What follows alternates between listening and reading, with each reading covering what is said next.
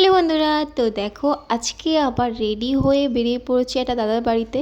কেননা ওইখানে হবে কীর্তনের এখানে ভিডিওটা নিতে পারিনি, কেননা প্রচুর গরম ছিল, প্রচুর গরম ছিল।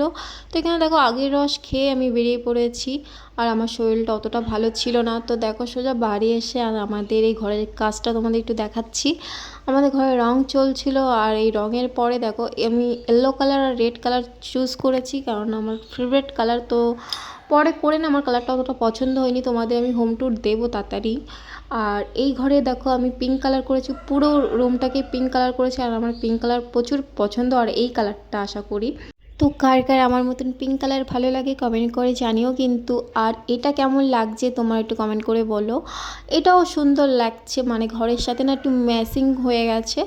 তো যাই হোক, তোমরা কিন্তু কমেন্ট করে বলো এই পেন্টিংটা কেমন লাগছে। আর যদি তোমরা করতে চাও, খুবই কম পয়সার মধ্যে হয়ে যাবে, আমাকে কমেন্ট করে জানিও।